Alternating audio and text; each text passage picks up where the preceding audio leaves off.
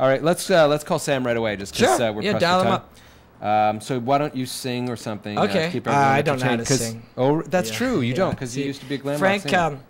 Frank Trigg pointed out that I was a terrible singer. Right, and what did he suggest that you should do? He believed that I should go back to nice. You're a terrible dialer. Now I don't know what the fuck I'm doing. He suggested that I should go back to what I did best, which was male prostitution. Right. With other males. Yes. Yeah. Correct. And performing fellatio. Yeah, that's what Frank Trigg pointed me in the direction of as a career. Right, but with a certain skill set that you already possess in that, it makes sense. He claimed. Well, he had said he had experienced it. Sam. Hey, what's going on? Hey man, we're on the air. So, ladies and gentlemen, we have Sam Zakula on the line from Xtreme Couture in Toronto. He is one of the top Brazilian Jiu-Jitsu trainers there, who happens to have quite a career in training professional fighters. And also cornering professional fighters. So welcome to the show, Sam. Hey, what's up, guys? Thanks for having me. Are you at the gym right now? No, I actually just left the gym, just helping some guys train for some upcoming events and stuff. That's cool. So are you in your car? Where are you? Yeah, I'm in my car. I'm on the 427, stuck in some traffic. Cool. Oh, you're not going very fast? No. Very slow. What are you driving? Honda Accord. Honda Accord. What year? 2002. 2002. All right. Yeah. Okay. Jonathan knows every car on earth. Now that we're caught up on that. Oh yeah. By the way, is that stick or automatic? Oh jeez. It's stick. Oh, okay, good. I was going to say you're gay if it was automatic. Yeah, but, so all right. Well, welcome to the show. You know what? We understand that you've coached a number of guys, and you've also cornered a number of guys, and especially in the UFC. So tell us a little bit about that. Who have you cornered in the UFC, and how did it go? Yeah, I've cornered a couple of guys in the UFC. I've cornered a lot of guys outside of the UFC. Notably, one of the fights that a lot of people might remember, I cornered Carlos Newton in the fight where he and Matt Hughes got double slammed. With Matt Hughes? Sorry, there was just... Carlos Newton versus who? Matt Hughes, when it was a double KO. Oh, yeah. Cool. Classic. Yeah, that was a crazy-ass fight.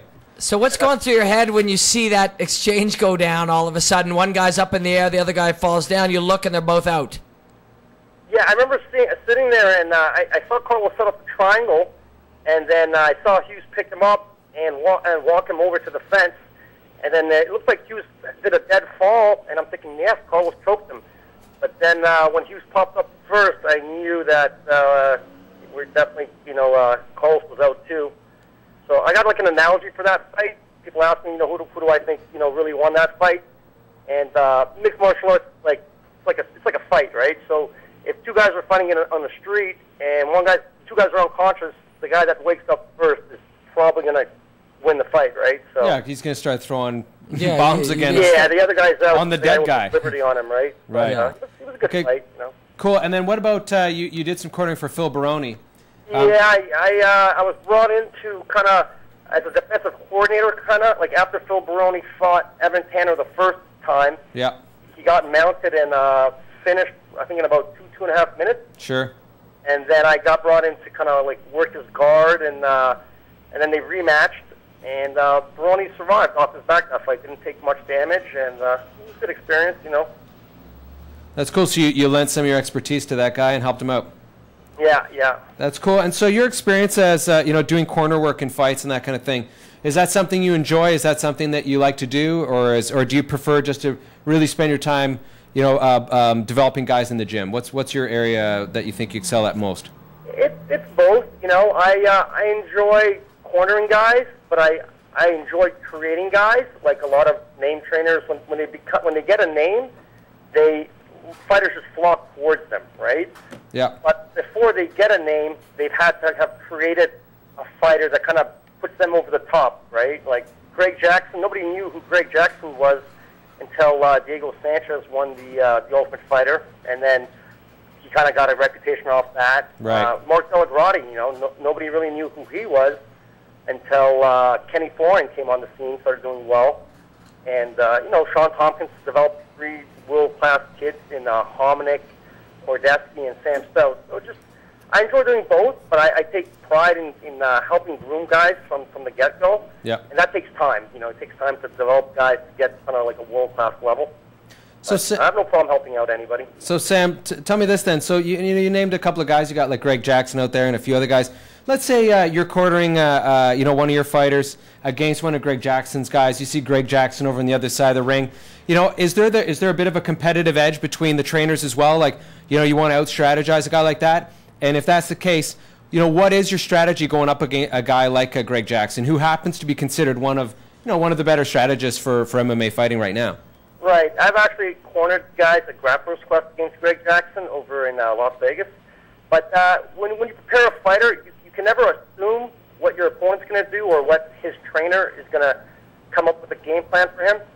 The only thing you can do is control your ideas, your training camp, and what you want your fighter to impose.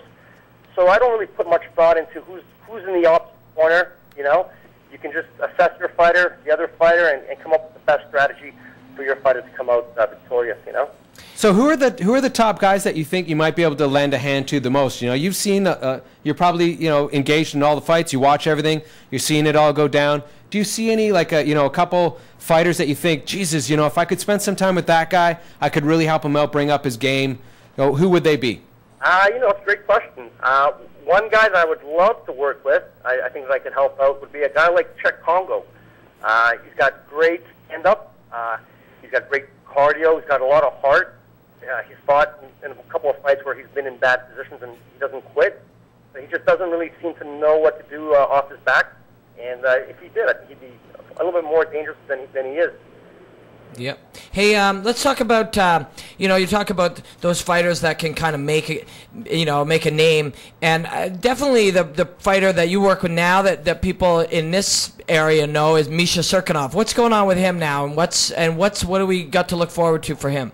He's Misha was just at the gym working on some stand-up. You know, Misha's real close. Him and his manager, Mr. Doug Urch, they're just overlooking the final details on a contract. He's real close to signing and making his MMA debut. And I don't want to let the cat out the bag, but once he's signed, I'm sure he'll come on No Shit MMA and fill you guys in and let you guys know what's going on. But he's real close, just around the corner with him making his debut. And for people who don't know, he's an accomplished grappler that people have been keeping an eye on in this region for a long time. Tell us a little bit more about what his pedigree is. Right. Well, Misha used to be a judoka and an amateur wrestler, and then he wanted to start learning jiu-jitsu. He came and stayed with me in Las Vegas, and then, like 4 years ago, he actually got recruited to fight for the Toronto Dragons in the IFL, and he thought he wasn't ready at the time, and he's just been training, chipping away. Last year, he won the black belt Pan Am No-Gi Brazilian Jiu-Jitsu Championship. He's the first Canadian to win a black belt medal at an IBJJF event, and he did it after 3.5 years. So, I mean, he's on the right path, taking his time, and, you know, fun seeing him excel. Cool. So thanks so much for coming on the show. We really appreciate it. One final question for you, Sam. Yep. So what's next for you? You know, how do you end up in the realm of a Greg Jackson or some of these other, you know, really well-known trainers? You know, how do you strategize and how do you get yourself put out there so that way, you know, you're as well-known as the other guys, and because obviously, you know, you're certainly talking like you're at that level. I'd like to see you take a more prominent role. What's the deal for you? There's no rush. I got some other younger kids that they show potential. Guys like Mike Imperato, Darson Hemmings. These guys have been doing very successful, getting good results all across North America. So there's no rush, you know. I'm in it for the long haul, and you know, when the time comes, I'm sure, you know, things will happen, and I'm not worried. Cool. All right. Well, enjoy your very slow drive on the 427. Thanks for coming on, man. I'll see you at the gym. Take care, Robin. Take care, guys. Okay, thanks a lot, Sam. Cool. That was Sam Zakula, who happens to be out of Xtreme Couture Toronto. Yeah.